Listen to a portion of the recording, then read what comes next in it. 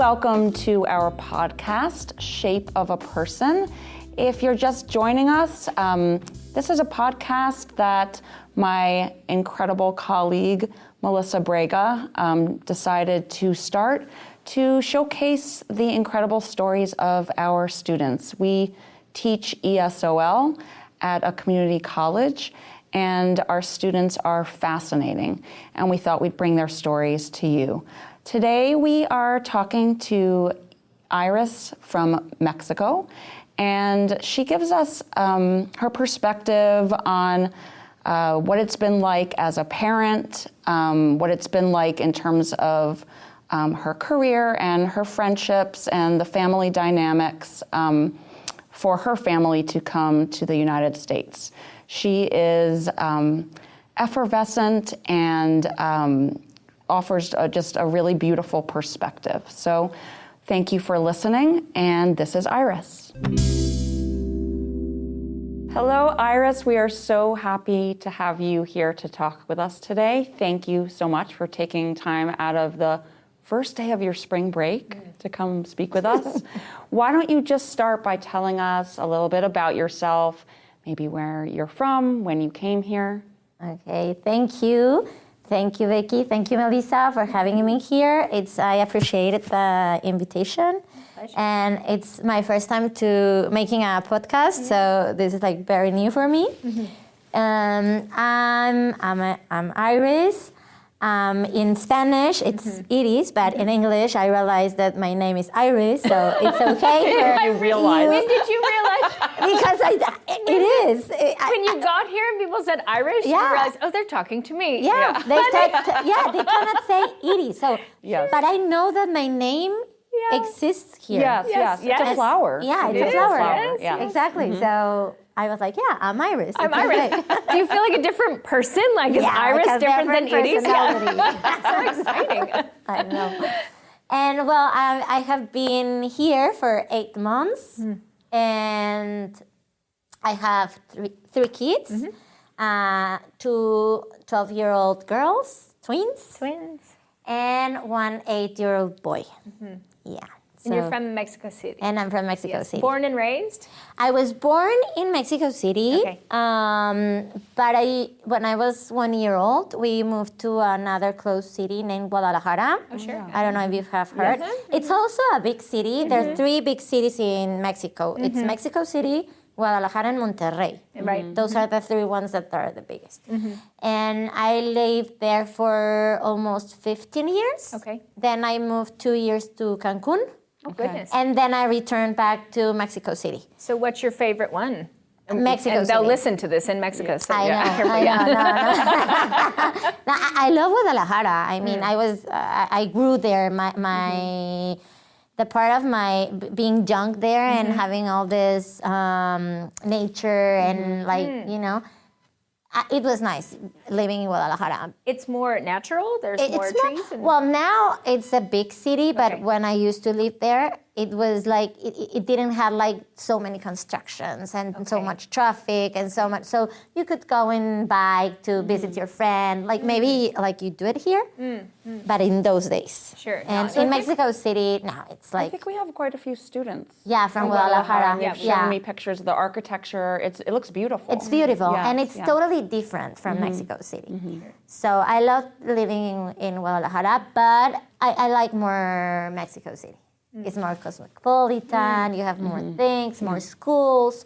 Now for my kid, I like more. As a mother, you're As a happy that mother, your kids are... Yes. I mean, it's difficult to live in Mexico City because it's a city that has as good things as very bad things too. So, as any city does. as any city, big city place has. does, I Yeah. think. Yes. So, but we love Mexico City. And my parents, well, my dad and my grandparents are from Spain. So my dad, he's from Barcelona, and my grandparents too. And he moved to Mexico after he studied college. Oh. And there is where he met my mother. And also my mother, her close family, her their grandma was from Spain too, from Madrid. So do you still have family there that you're connected to? Yeah, all the family of my dad, it's in Spain. Okay. I guess he just has like a sister that she lives in Guadalajara too, but all of his siblings live in Spain, and cousins and uncles and everything, they are from there. Does he speak, and I'm going to mispronounce, but is it Catalan? Yeah, Yes. does he, do you? You know something? My dad, I don't know why, because he suffered a little bit when he was in Mexico. They had this thing about being Spanish from Spain. Oh. And sometimes they call him like, you know, there's a special like word that they use, insult? like, I don't remember the word, but he was like, gachupin. He was like, oh, you gachupin, or you whatever. Oh. And he was like, I don't like my parents speaking to me in Catalan, because he felt like he was not fitting in the in the Mexican community. So he doesn't even do the z, you know, that they talk with the no. But my grandpa spoke to them in Catalan, and he responded in Spanish. So for me, it was the same. My grandparents spoke to me in Catalan. I respond in Spanish. And my dad, he just has some words that he uses, like to say maybe good night. Okay. He says bonne nuit. He always does that. Interesting. It's like some specific words, but no, he speaks to us in Spanish. Does he have accented Spanish then? No, he was like, no, I'm not going dropped it to off. drop it off. Yeah, he didn't want it to. So your English is so beautiful, and you've only been here for 8 months, so you must have studied quite a bit. I mean, where did you study English? When I lived in Guadalajara, there is a school that it's the American School, and it's like different foundation. It's like American School Foundation of Guadalajara, American School Foundation of Mexico City, and I guess in Monterrey there is another one. Okay. And one of the things is that my parents, they don't speak good English. They try it, but they didn't got it. So when my brother and I, we were born, they were like, I want my kids to speak in English. So we went to this school that it was everything in English. We only had 1 hour and 20 minutes of Spanish. Oh. So we had like social studies, science, math, biology, everything was in English. In English. And I did all my elementary until middle school, almost high school. It's when I went to Cancun. Oh. And the only thing is that I remember when I was little that I actually had the accent, because we had native speakers. Our teachers were native speakers. And I remember with my friends that whenever we got to, I don't know, went to a trip or went to another place, they were like, where are you from? Because they didn't catch that we were like Mexicans or... Because all my life, how do you say, when I was little, I only heard English. That's so interesting. Even with my friends, because we had like a lot of expats. Okay. Sure. That their parents came from, I don't know, Alaska, Canada, and they went to the American school. Yes. So I used to have like a lot of contact with native English speakers. Then, because I stopped speaking in English, unless I traveled to the States or whatever. But it's so amazing how you lose it. If you stop right away, you lose it. Yeah. And It's that's like exercising. It's so depressing. You spend all that time building it up. You take 2 weeks off. It's frustrating because Yes. I realized I had it. Right. I mean, I understand. And here it had happened to me that I was like speaking. Then whenever I was in Becky's grammar class, I was like, oh my God, I'm losing my English because now I'm thinking of my grammar class. Yes. I'm sorry. And I have to remember how I have to,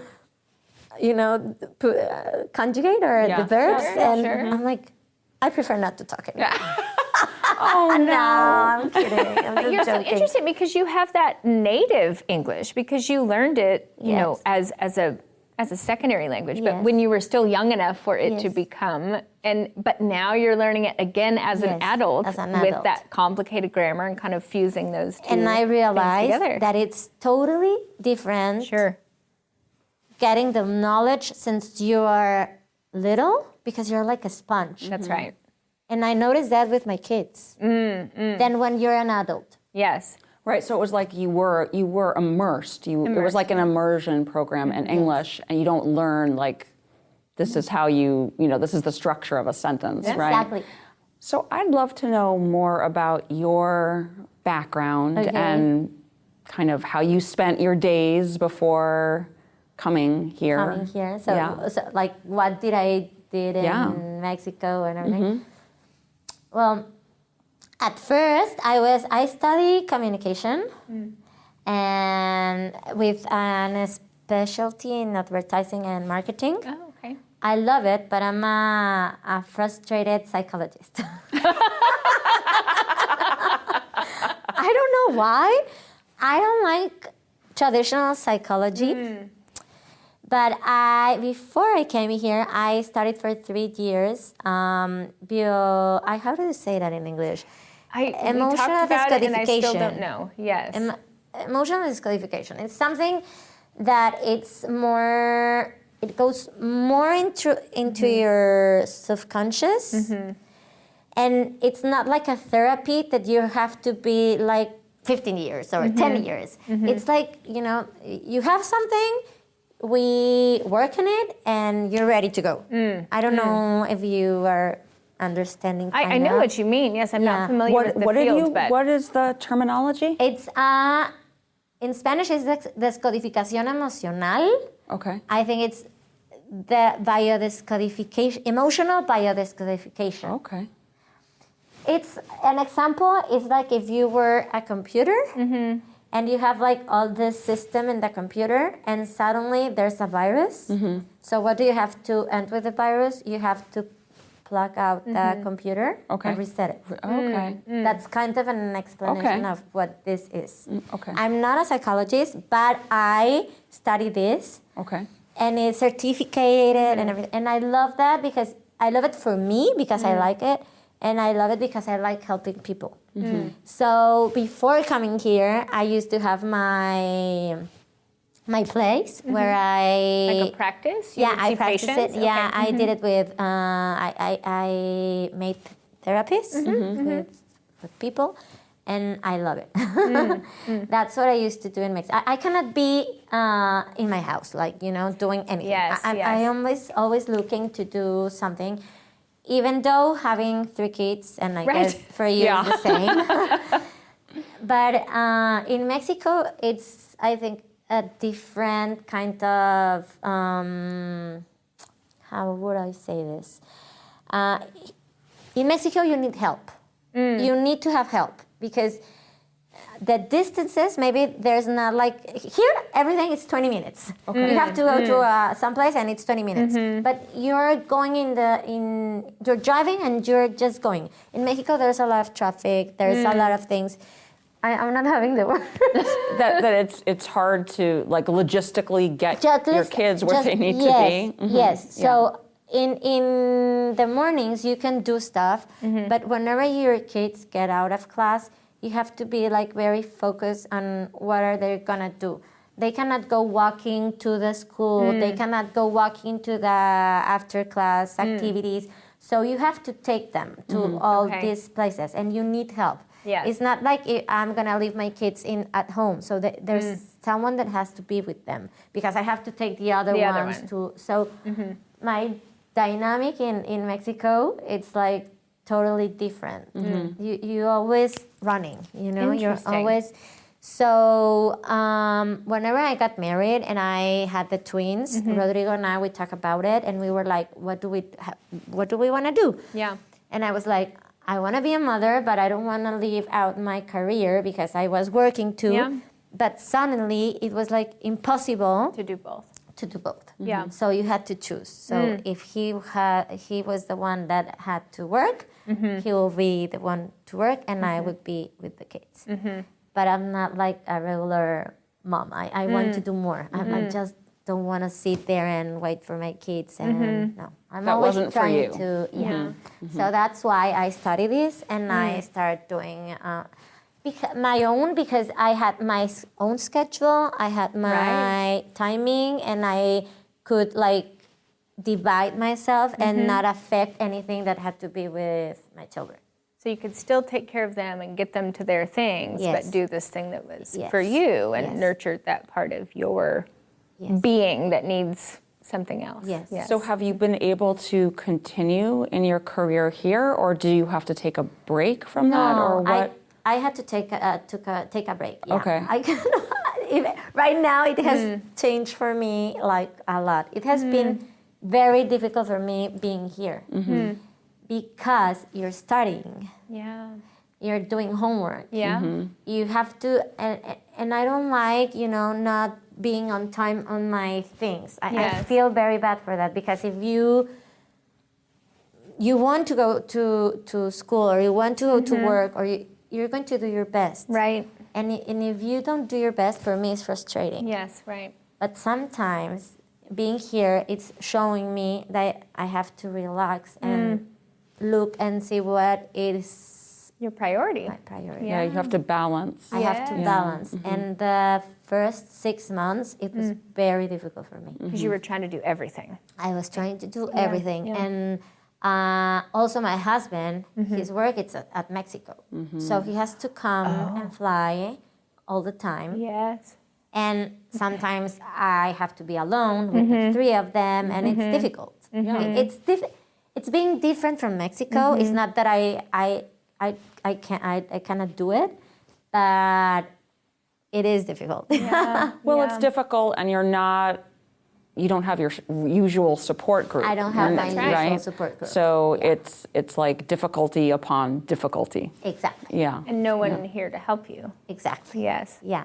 Have you built relationships here in the 8 months that you've been here? And Yes. what's that process been like? I feel like in our age, it's hard to make new friends, I you know. know? So, but you kind of were forced into it. So how has that been? Yeah, I think my husband and all my friends, they laugh at me because they are like, it is, wherever you go, you say hi to somebody. It's true. Yes. Yeah, You you're know super somebody. friendly. Yes. Yeah, and I have been like that since I was little. I like to have friends. I like to be in social groups. I like to, because I think this is very helpful for you.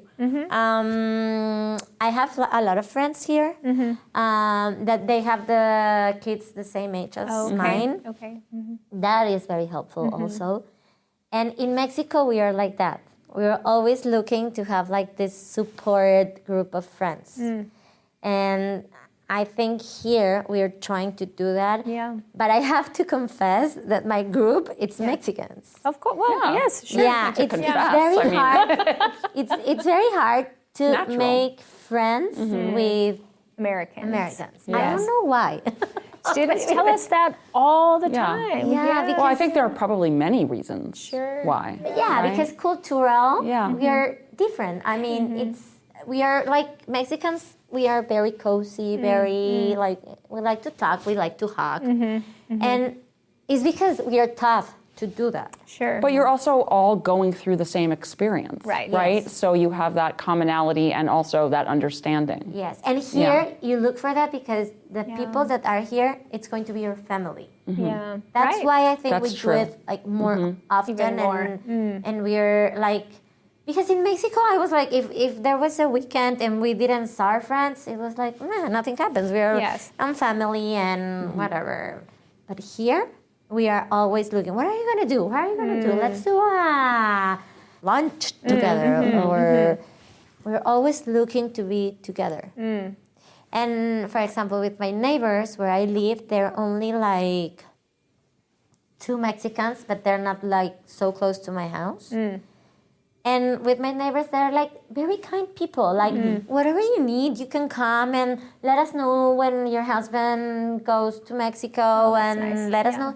They're very kind, but they will never invite me to have like their a glass of wine, Right.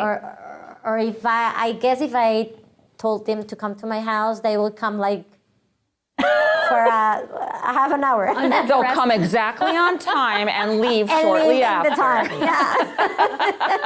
And I'm like, no, that's party. Well, those are interesting cultural differences too, right?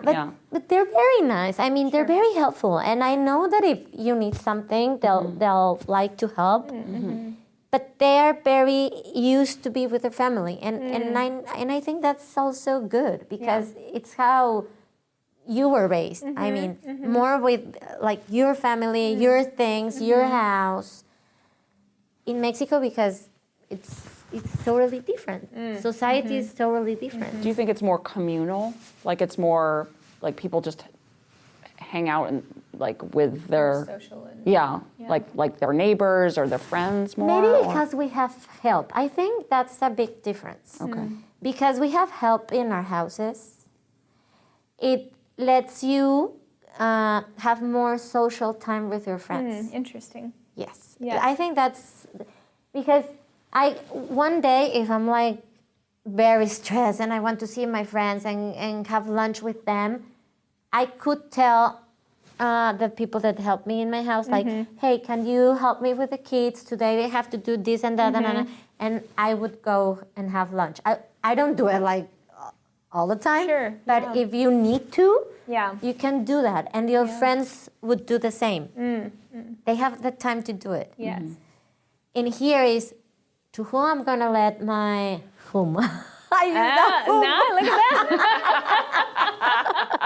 So proud. I don't know if I use it correctly. No. That's okay. Most people don't. I know, but I had the class with Melissa about the who and the whom. They were latching on to whom, and I was like, listen, native English speakers get it wrong. Yeah. This is not the hill to don't be die on. afraid of- Everyone except my Let's mom. not worry. Yes. And she will judge. Yeah. But to who you're gonna leave your kids with. It's not like, today I'm gonna go and have dinner with my husband. Yeah, where are you gonna leave your kids with? Yeah, there's nowhere to. So yeah. it's I think those kind of things make the things in different places change. And I think also South America, like Colombia, Venezuela, they have like the same thing about Mexico. They do the same kind of. You mean those countries are more similar to Mexico, Mexico. than the United States? Yeah. Okay. In that way. In that way. In that way. Yeah. Okay. Yeah. I don't know. Maybe it's part of the because you are social. I mean, you have your friends. You do things. You do, but you don't have like this long time in the day. That's why I think there are like the limits. Like parties are gonna be 4 to 6. Yeah, right. You gotta go Yeah, and my do dishes. students talk about that a lot, actually. No, you're kind of blowing my mind right now. But when you are here, you don't have the help in your home, and your friends who are from Mexico don't either. So how are you making it work here? We go with You all. go together, and the whole family The goes. whole family. All Take the the kids. family. So Okay. if I'm going to have, if I'm going to invite my friends to have lunch in my house, how to say to cook meat and have an asado, Like a cookout, a barbecue. a barbecue, Yeah. a barbecue. They'll come with their kids. Sure. Okay. And we'll have, and they'll go like at 11 o'clock or something, and kids will go on in their pajamas, and we'll put them a movie or, that's what keeps us. Yes. I mean, actually, when I think of when my kids were younger, that is what we did. If we socialized, we would bring our kids with us, Yes. and Yeah. all the kids would play while the adults would. The only difference Get is together. that Mexicans, we don't have, we don't know how to say it's time to go home. Oh, yeah. Boundaries, right? We don't have boundaries, social boundaries. So the party will go on and Yeah. on and on. Yeah. Yeah. And I'm wondering, as you're saying this, I'm thinking it was the same when our kids were little. All of our friends would bring all of our kids. Yeah. And they would terrorize our house, and we would Terrorize, just not look upstairs. Yes. But now our kids are teenagers, and we don't do that anymore. And I think it's because we're too busy driving our kids to their things that we Yes. don't have. And so, Do you have friends who have teenage kids Yes. here? And do they still come to the asada? Like, are they still able Yes. to be involved? Yes, they will prefer going to the barbecue. Yeah, then driving their, of course. But do they bring the kids? Do the Maybe teenagers the come? teenagers, they would go to another house, but they Okay, will go yeah. to a house where there's a mother or Okay. a family. I mean, maybe they're not going to be alone. Okay. You know, but like, for example, 2 weeks ago, we had a barbecue in our friend's house, and the teenagers, they were like, oh, we don't want to be here. We're going to go to the Creekside Village. And so one mom will take them and will say, you're going to be here like for 3 hours, and we're going to come and pick you up. Okay. And then they'll take them to their house. But party would keep on going. Yes, in their absence. They're missing out. You were talking about before how in Mexico City, like with the traffic and everything was so busy, and you have to like kind of plan it out unless you have help. But Yes. when you kind of compare the lifestyle, are they similar in the lifestyle here and in Mexico City of like the kind of busyness, the go, the running around with kids? Yeah, I think we're always in the rush. But for me, it has been different because of the help that I had there. It was like, okay, today I'll go with my girls to dance class. And somebody else would help me take Rodri to his soccer game. Because my husband, no, this is something different here. In Mexico, like our husbands, they work like from 8 to 8. They're really workaholic. They don't have like plenty time to be with kids. And this is something that I have been so happy of being here because I know that when my husband is here, he's very involved with kids. Mexican men, it's not that they don't like to, but they are not used to help in the house. They are not used to be with kids. They are more like focused on their work. Okay. And it doesn't matter if they work extra hours. They're always like, working or going to after meeting with friends. They go a lot with friends. But here, what I love is that both mom and dad are very involved in the family activity. I mean, it's not that I am exposing my husband. He's a super good dad. Of course. But and he laughs about that. But he didn't know what medicine they took. Sure. You know, it was like, right. if I had to travel with my family and I was not taking my kids, I was like, I had to make a list. Yeah, and tell him all the things. And tell him how yeah. my kids work. Yeah, how my kids work. Really? Yeah. It was like, what do they have to do? At what time does Rodri go to his soccer training, or the girls, or So here he involves a lot with the family, and that's something that I liked.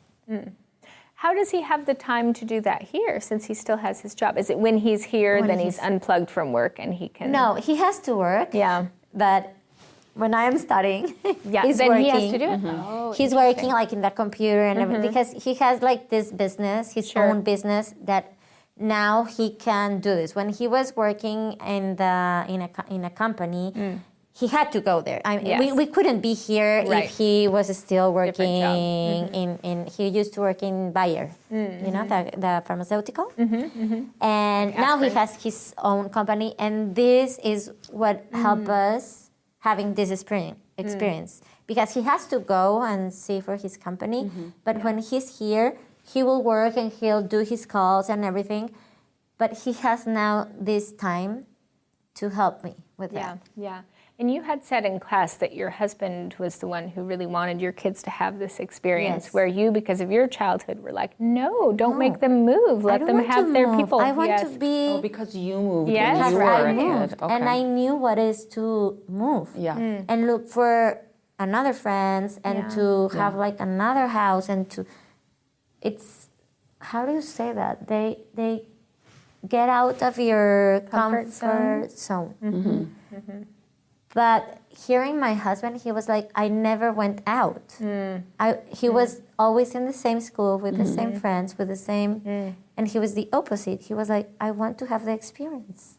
And I was like, yes, I understand. And I know that getting our kids out of their comfort zone, it's going to help them. Sure, of course.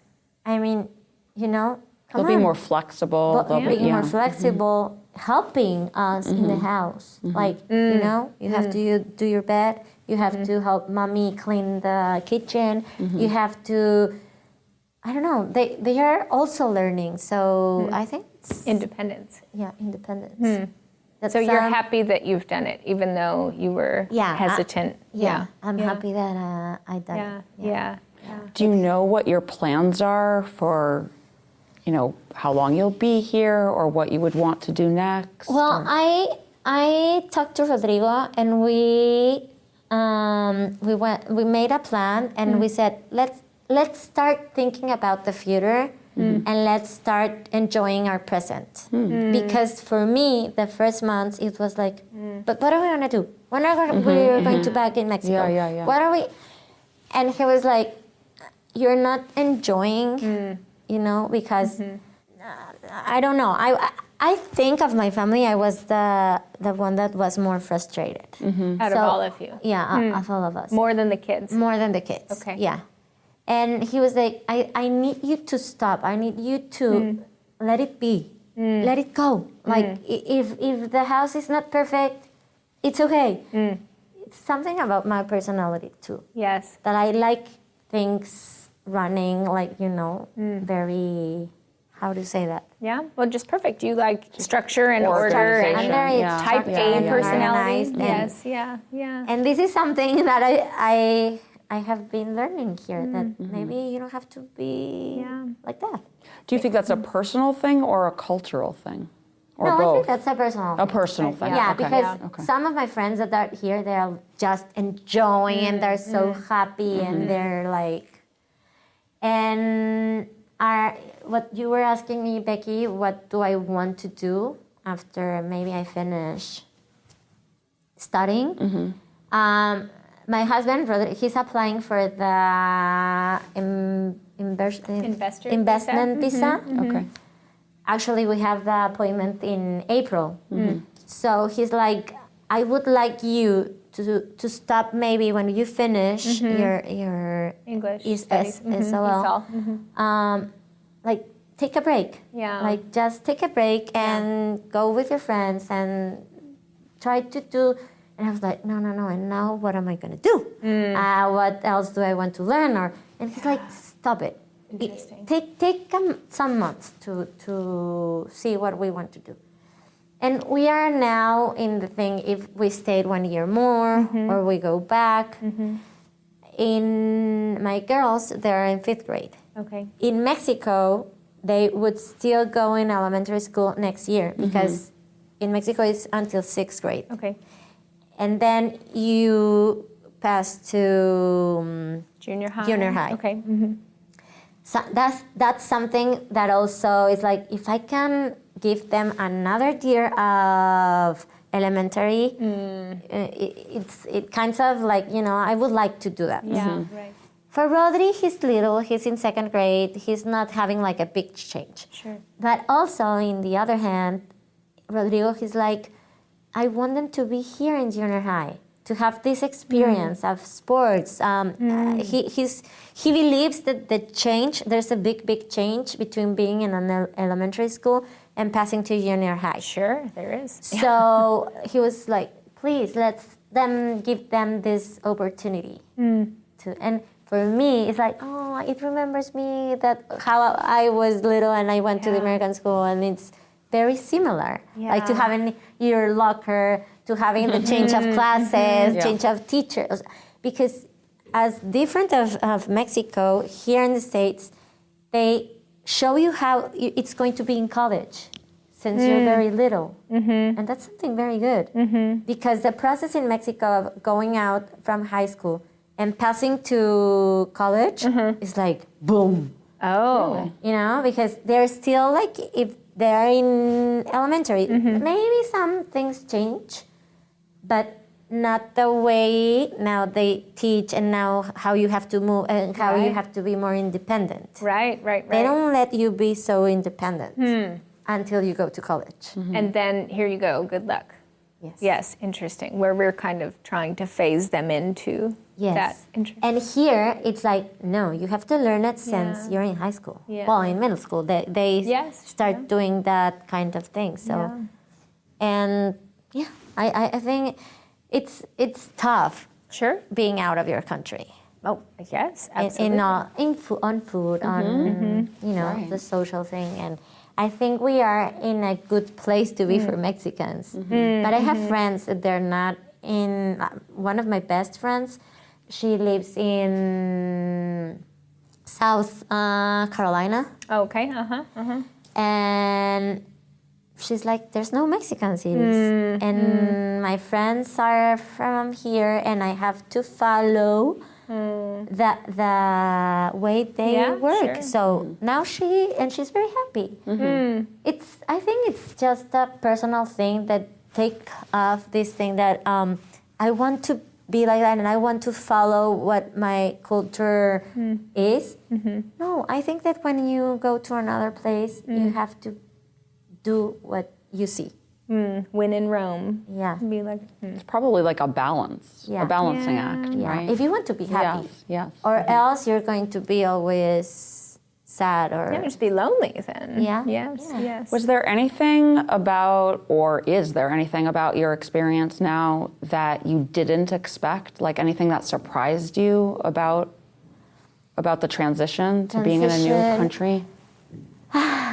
I think no. I think everything has been like I expect.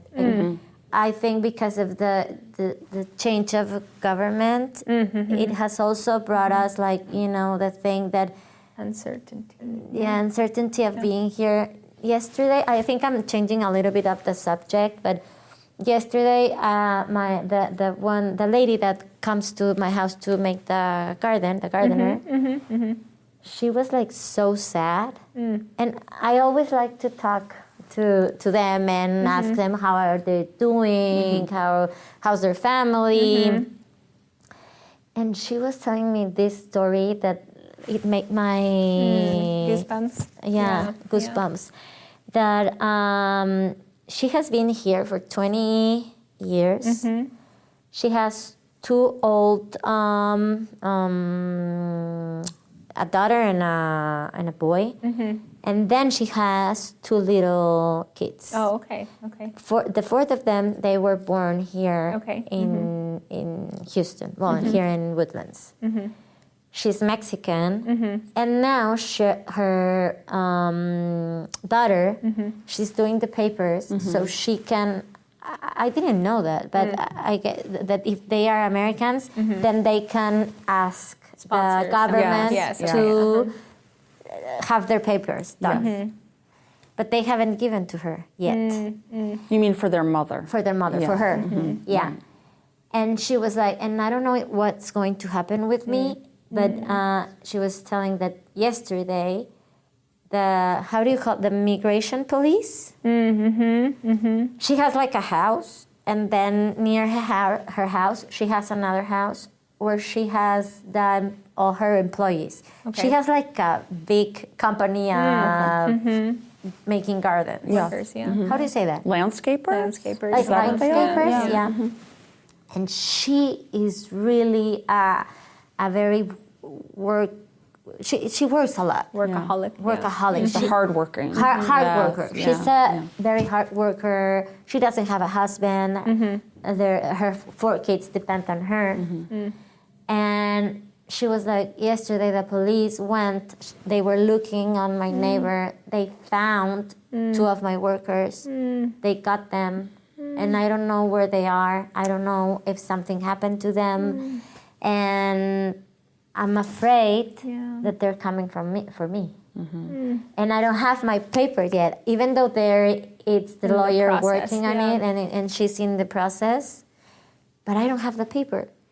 and I had to put like all the bank things into the name of my oldest kids, and I have to prepare my little ones because they're going to take them from me. If they take me, they are not going to let me take them. And I was like almost crying with her when she was telling me this story, and I was like, oh my God, why? Why is it so like difficult? And those things are sometimes making us like, we are on rule. I mean, we have our papers and we have everything. But I have heard stories of people, like friends, that they had unruled their papers, and just when you came through migration, if there's police that suddenly he saw something that he didn't like, or what, he'll say, you cannot come. And what do you do with your house, with your things, with your... That's something that also, I mean, nothing's going to happen, but for Mexicans now, I think it's being like in your head. Absolutely. Yeah. Yeah. Does it make you nervous to go back to Mexico and cross back and forth? Well, now that my husband, he went back last week. Because he's coming and going all the time, right? Yeah. He's going, all the time. I mean, we have everything. We have the... Yes. But you're always thinking, Sure. what happens if they don't let him in again? Or what happened if I didn't give him or I gave him the wrong paper, or... Yeah. It's something that you live with. Yeah. Yes. There's a lot to be nervous about. Yeah. And when you're already high-strung as it is, like you were already, struggling with having only been here for 7 months and becoming a full-time student when you hadn't been a student in so long, and the culture shock and all of that, having that additional layer is... It's a lot. It's a lot. Yeah. Yeah. But remember in that class that we were having like a discussion, and I don't know, it was Pau that she was talking about so hard that it's living here and that we miss our families, and I was thinking, okay, yes, we have a lot of things to say. People is like that. Humans are like that. We always don't see the good things. We're always thinking about the bad things. But we are in heaven. This group of Mexicans that are like me studying or having an investment visa or whatever, we're a few. But we don't look down and see what all the real Mexicans or South Americans are struggling. Those are big deals. Real worries, My worries are if my kids are going to be happy and if I want to go back to my country or not, and that's it.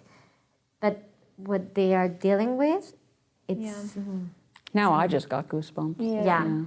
Yeah. So that's why sometimes I wake up and I say, hey, thank God that's right. everything's okay. Yeah.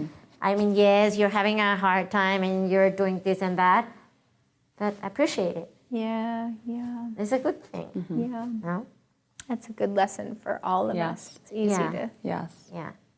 We have taken up a lot of your time. And it's been so lovely talking, as I knew it would be. I just, your history is so interesting to me, and the difference between you and your husband and that tension of what is best for our kids. How do we, that's just really lovely. And you're rolling with it. It's just doing what your family is going to be happy. And sometimes you have to let out some things that you like to make room others for, happy, because I know my husband, he will do everything to make us happy.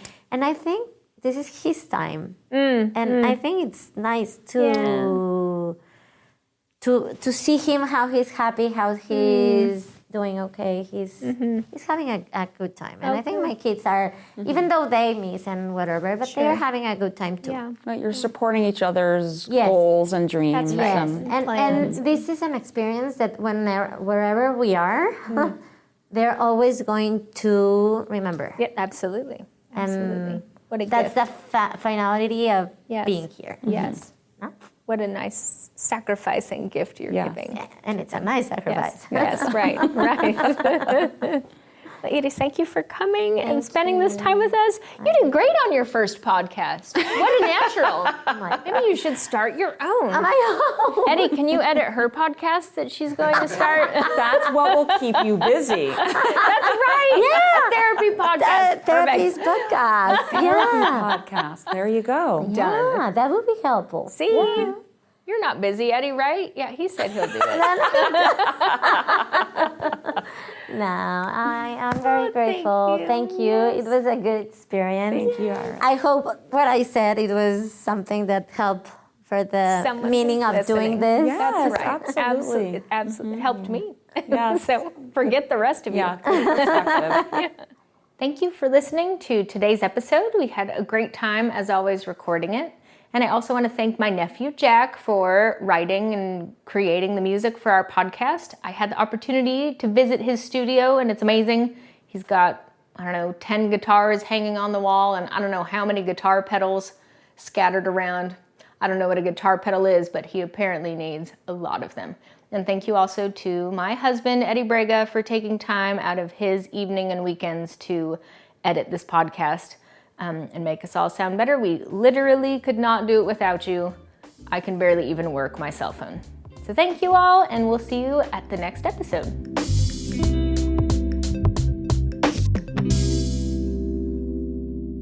The views and opinions expressed in this interview are those of the individuals involved and do not necessarily reflect the official policy or position of Lone Star College.